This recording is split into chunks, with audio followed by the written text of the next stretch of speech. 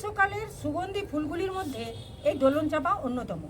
যারা সুগন্ধি ফুল ভালোবাসেন, যারা নতুন বাগানি, তাদের জন্য আজকের ভিডিওটা। আপনারা একটু মনোযোগ দিয়ে দেখুন এর পুরো পদ্ধতিটা বা এর কতগুলো টিপস আমি এই আজকের ভিডিওতে আলোচনা করব।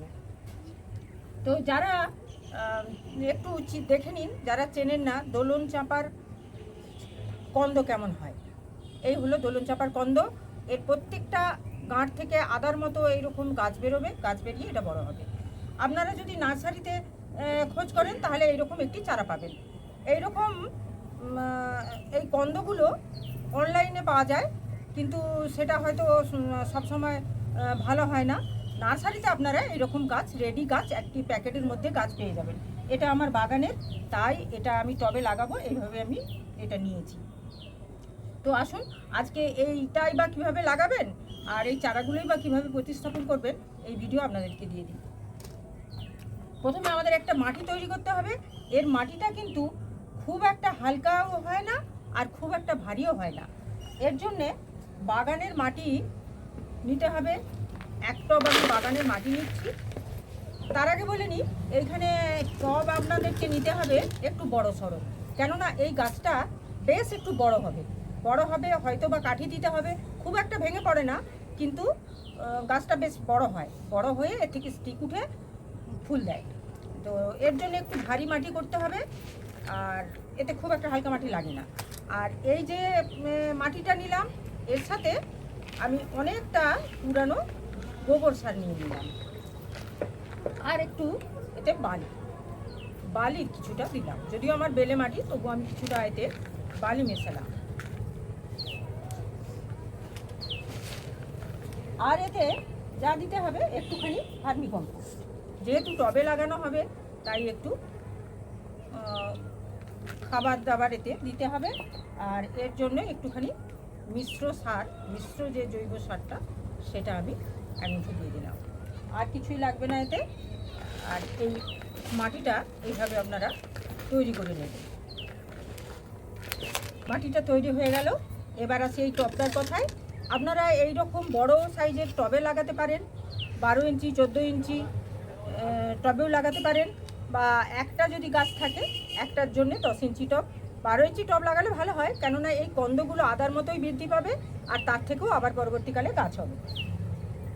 তো আপনারা সকলেই জানেন যে একটা টবের ড্রেনেজ কিভাবে তৈরি করতে হয়, যাতে সারা বছর এটা থাকবে, বা জল নিকাশি যাতে সুন্দর হবে, সেইভাবে এই ছিদ্রটাতে একটা টব ভাঙা, তারপর নুড়ি পাথর, তারপর বালি দিয়ে আমি ড্রেনেজটা আগে থেকেই তৈরি করে নিয়েছি।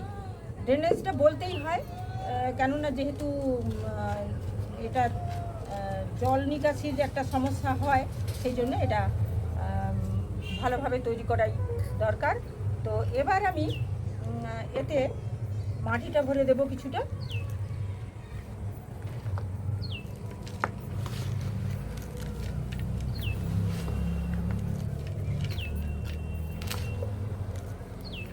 আর যেহেতু এটা একটা গাছে একটাই স্টিক হবে, তাই আমি এটাতে এই 3টে গাছ আমি লাগিয়ে দেবো এতে।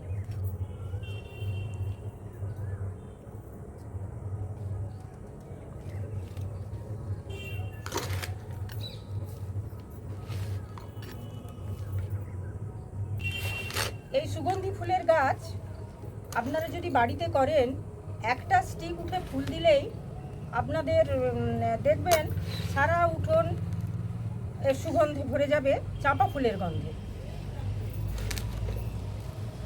অথচ এর রং সাদা, চাঁপা ফুলের মতো সুগন্ধ, কিন্তু রং এর সাদা। এই 3টে গাছ আমি লাগিয়ে ফেললাম। আর এটাকে এই যে লাগানো হলো, এটাকে এখন তো প্রচণ্ড রোদের তাপ, তাই এই পাতাগুলো পুড়ে যেতে পারে, তাই একটু ছাওয়া জায়গায় এটাকে রাখতে হবে। বর্ষার শুরুর দিকেই এটা স্টিক উঠে এটা ফুল দিয়ে দেবে। এর থেকে আর এই যে বাল্বগুলো এই মাঝামাঝি কেটে 2-3টে লাগানো যায়। এটা আরও একটা লাগানো যাবে এতে। এই বাল্বটা, এই যে চারাটা বেরিয়েছে, এই গাছটা এখান থেকে কেটে এতে লাগানো যাবে। তো আমি এখানে 3টেই লাগালাম এতে।